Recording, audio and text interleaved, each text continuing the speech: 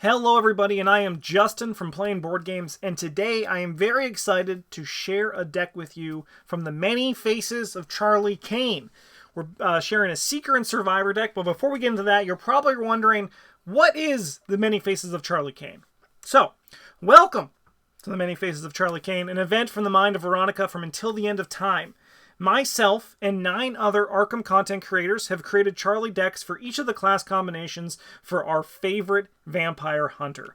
This means that down in the description, you can find a link to a Google Doc containing links to all of the Charlie decks released for this so far, and more to come, potentially. So you can go check them out and see how versatile, fun, and powerful Mr. Charlie Kane can be, as he was destined to be, because fate decreed that Charlie Kane was going to be absolutely freaking awesome. For my Charlie combination, I am building Seeker and Survivor. This was my first choice because they're my 2 favorite classes and my favorite class combinations. And this Charlie deck is designed to get clues, get big book, and then get more clues. It's just fun. Before I move on to the deck itself, as I said, there's 9 other content creators. They're each building around a different class combinations. So you could go down in there. What is your favorite class combination? You should go check out their video and see if you get any ideas for Charlie Kane in that class. If your favorite class combination, like me, is Seeker Survivor, look no further. You are in the right place, as we're going to be talking about a Survivor Seeker deck for Charlie Kane that's going to just get clues and all that stuff. So, in these deck videos that I talk about a deck guide, I have the expansions required here. If you want to build the deck yourself, in addition, as well as finding a link to the hub for this event, you can also find a link to the deck list that I have here for my Charlie Kane deck. Notably, Heart of the Elders and Stella Clark deck, they are both requiring the same card, so they can kind of be mixed and matched. That's why they each have the little Christmas-colored star pattern next to their thing going on there. So, enough talk and setup. Why don't we get to the deck itself? Here it is, in all of its glory. If you don't know these cards, I'm going to be talking about them all in greater detail, but you can also find the link to the deck list down below, as I said, to get a better idea of what these cards are and kind of look at the deck at your own pace. This deck can be played with or without taboo list. The notable taboo cards that I can remember off the top of my head are Dr. Milan Christopher and Pathfinder. So Pathfinder in this deck, I believe, was built with the 3 experience. Yeah, this is the taboo version of the deck because it has the 3 experience. But it is only a level 1 card, so Charlie Kane can actually run it. This deck is here to get clues. We're not doing anything fancy, because if there's one thing that I absolutely love in Arkham Horror, it's getting clues, being efficient, and then winning the game while being efficient. So that's kind of what we're going to be doing here. We'll look at this deck one last time as we get to the end, but why don't I go through and kind of just talk about the cards in groups and clusters so we can kind of just like look at what this deck is trying to do and why it wants to do it. So, our first batch of allies, they're considered to be our unexpendable allies. These are the allies that we want to play, leave in play, and then admire the fact that they never left play. So if our prowess is really good, and we can keep these guys in play for the entire time, Bonnie Walsh, Dr. Milan Christopher, and Ekok in play the whole time, that would be great. That's our goal. Because they all do important things. So Bonnie speaks for herself. She is an incredibly strong ally for Charlie, which of course makes sense because she is Charlie's signature ally. There's a lot of quiet little synergy that we can get with her, but on her baseline, if we go back to Charlie Kane, 3 additional ally slots. As a lightning bolt during a skill test, you can exhaust an ally asset you control, and for the test, you get +1 skill value, and then an additional +1 for each skill icon of that ally asset that has that matching the test's type. So Bonnie Walsh gives 3 for a test. That's really good. In addition, though, she also can ready another ally asset you control, which means that you can take advantage of their skill icons again, or if they have exhaust effects, you can use them as well. So Dr. Milan, our next ally here for the allies that are our unexpendable allies, is he provides us with a book boost and some economy while investigating, and in combination with Bonnie, tabooed Dr. Milan does his best impersonation of his non-tabooed self.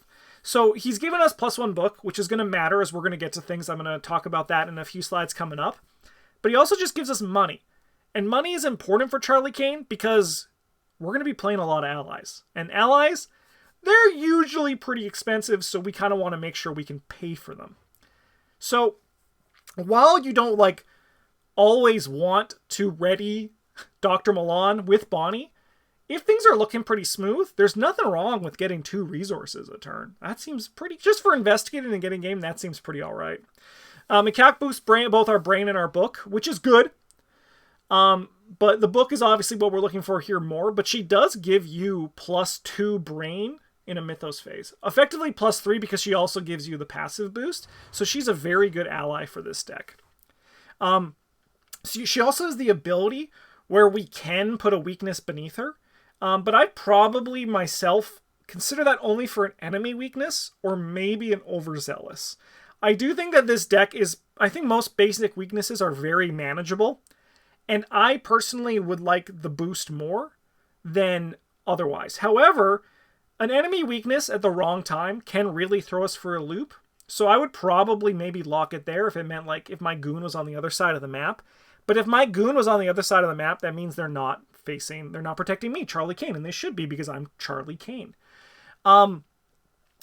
What's also really cool as well, because there are 9 other Charlie decks, you can go check out like especially some of the Guardians and maybe even like some of the Mystic ones, even like some of the other Survivor ones and other classes, to see like a combat focused Charlie, which again, really I love the versatility of Charlie, so you should check them out if you haven't.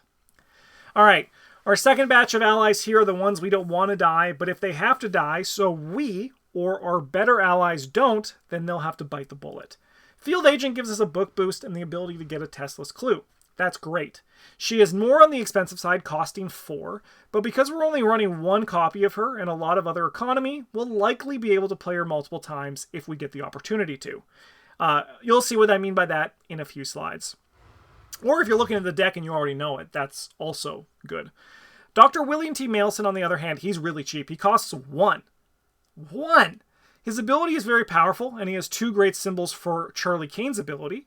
And because we're a Seeker Survivor, placing a clue down on our location to choose the optimal encounter card of the 2 when we draw one is a minimal cost. Dr. William T. Mailson is also even more expendable than the Field Agent is because he is so cheap. His ability is very good, mind you. It's very good. But if we have to have, like, if we're, like, at the point where I have to choose between 2 of these 2 allies to die, I'd probably choose William T. Mailson just because he doesn't give a book boost. Okay, our last batch of allies here, these are the expendable ones. These are the allies that we want to play and then use them to soak and die. Sorry to both Art Student and Laboratory Assistant. This is the reason we're running 2 of them in our deck. So with all the other allies so far, we're running them as 1-ofs. These 2, Art Student and Laboratory Assistant, these are each run as 2-ofs. Now, because Charlie Kane can run allies of like any color, there's a lot of different options we can do with this. I, however, in the Seeker Survivor, and also from the guidance of Veronica, who put this whole thing together, I tried to really kind of stay as Seeker as Survivor as I could.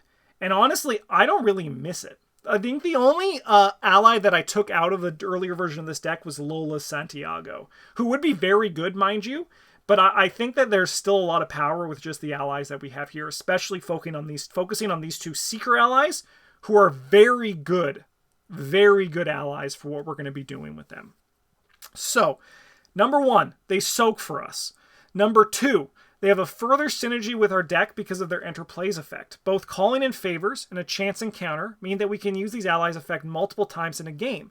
And in turn, going back to point number 1, they can soak with us even more because of it. So I'll get to calling in favors and a chance encounter in a second, but by design, these allies are here to die and then get played again, or get returned to our hand and get played again, because their effects are really nice. The third point why these guys are so good is because they're expendable, but they also have a book symbol, which means they are still +2 for a book test for Charlie while they are in play. So even though these are the expendable allies, every ally in this deck has its purpose. Let's get to kind of like, this is what our play area should look like with our allies. As I said, all of them have a purpose.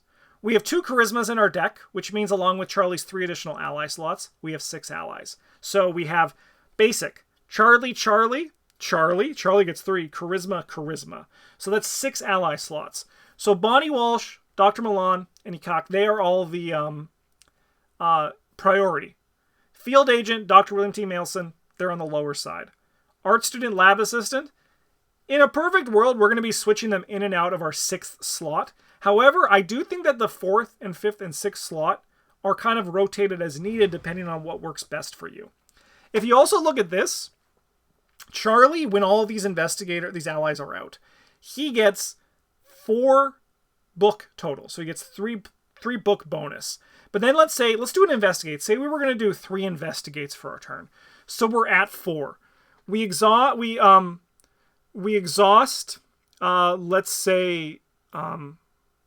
Let's start with art student and William T. Mailson. Or let's just even do just art student, right? So we get +2 books. We're at 6 Feed the Shroud. We pass. We exhaust Dr. Milan Christopher to gain a resource. We then do another investigation, this time with, like, let's say Bonnie and just Bonnie, because then she gives us +3. So now we're at 7. We pass. Dr. Milan Christopher was readied by Bonnie. We gain another resource. And then we investigate one last time, and we still have William T. Mailson or field agent around. And also what's really nice about this setup that you can see, Ikak and Mailson, they each give brain. And field agent also gives a foot, which is really nice for being defensive in the Mythos phase as well. As you can see, there's a lot of power in this ally lineup once we get it all set up.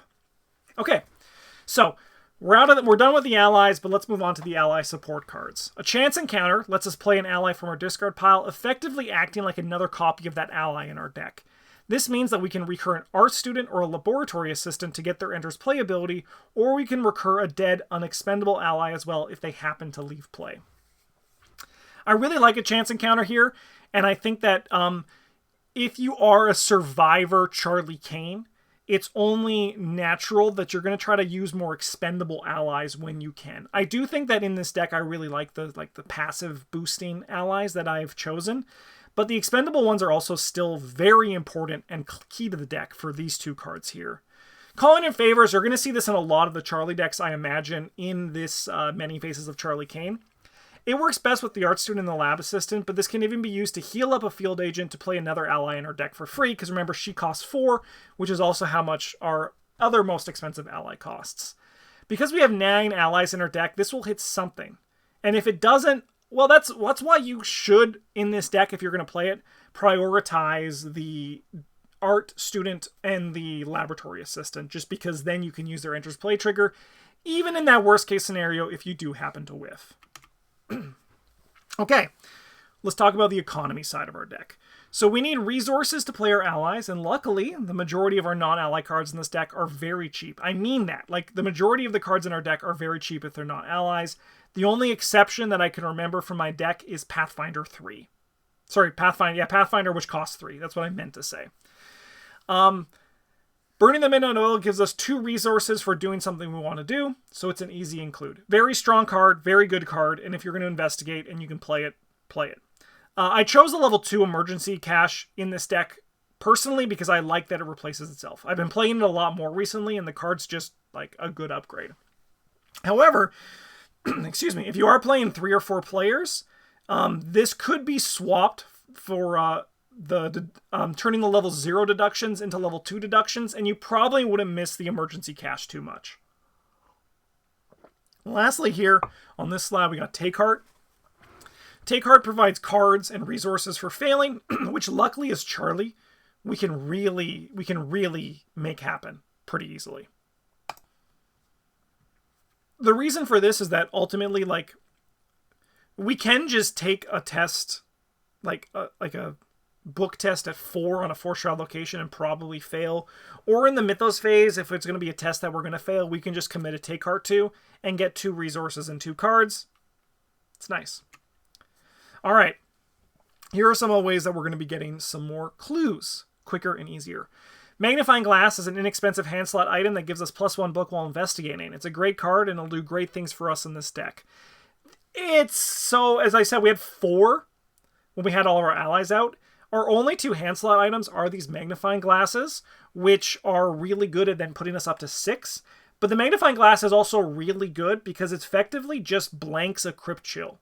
So you can, like, instead of sacrificing an art student, or heaven forbid, you have a Dr. Milan Christopher as your only ally in play, or a Bonnie Walsh, but you have a Magnifying Glass, it effectively cancels the Crypt Chill, which is really nice. Our 2 other skills provide us with a book boost and more clues, and honestly, a Seeker Survivor, this should be pretty obvious. We have Deduction, gets us more clues. Sharp Vision gets us more clues, and because the majority of our investigates are going to be basic, apart from, like, I think just burning the Midnight Oil is our only non-basic way to investigate in the deck. This will allow us to, like, always succeed because we're already doing this anyway. It's a very good card for this Charlie Kane deck. Oh my god, that's not right. All right. Welcome to Playing Board Games. Things always sometimes go wrong here. It's just in the very nature of the beast of playing board games. So, Pathfinder. Because our deck doesn't have a lot of clue compression, I've opted to run Pathfinder to help with that. With Pathfinder in play, we don't need to spend actions moving, and those actions can now be spent on something more important, getting clues, or not written here playing allies. At a certain point in the game, you're going to just have to not move anymore, and you're just going to be getting clues, and it's going to be great. So while this deck doesn't have things like Fingerprint Kit, because it's also very expensive, and I wanted my money to go to my allies and not to other things, this means that we're not really expediting our clue-getting process, right? We don't have a lot of ways to speed up getting clues, and a lot of it's just going to be basic investigating and just making our number big enough so we don't fail that test, or we're unlikely to fail that test. So Pathfinders are very important for that because it balances the problem, right? So while we're not getting explosive amounts of clues, we're no longer with Pathfinder spending our time moving to get clues, which is very, very important. Captivating Discovery allows us to draw up to 6 cards at the cost of a clue for every 2 cards. I personally like this a bit more than No Stone Unturned for its flexibility, because you can grab 2 cards, you can grab 4 cards, you can grab 0 cards if you want to, but also because it's half as cheap. I'm pretty sure it is anyway. If I remember correctly, if I remember No Stone Unturned, as it's saved in my memory data bank, as it's I'm beep booping my way through, I do think that this is just a slightly better card for me. If you had this as a No Stone Unturned in your deck, I think it still will do its job. But I wanted a way to find things, especially a Bonnie Walsh. And then what's also really good that if you have an art student in your hand, you don't even need to worry about picking up that clue again in the future, because you don't have to test for it. You can just play that and then get it back. And then lastly, the last card that I have not talked about in this deck is End of the Road. Card's just really good. It's a really good Survivor card. I really like it, and I think you will too when you play with it. It's just very powerful. All right, looking at the deck one last time, it's pretty straightforward. If you haven't seen a lot of Justin decks from playing board games, this is very much a Justin deck. It's just getting clues, basic investigating, as we lovingly call it, Book v Shroud. Well, Book v Shroud isn't for everybody. I'm happy with it. So, one thing I want to talk about here before I close it out is Burden of Leadership. So this is Charlie Kane's signature weakness. It's a revelation. If you control no ally assets, you shuffle this back into your deck. Otherwise, for each ally asset you control, either exhaust it or deal it 1 direct damage and 1 horror. So this is actually pretty fine in our deck because we have so much passive book boost that if we have to lose 1 turn from getting a few more book boosts, so let's say in a perfect, it's you have your 6 allies out and 2 magnifying glasses. You're at 6 book. Burden of Leadership comes up, exhausts everybody.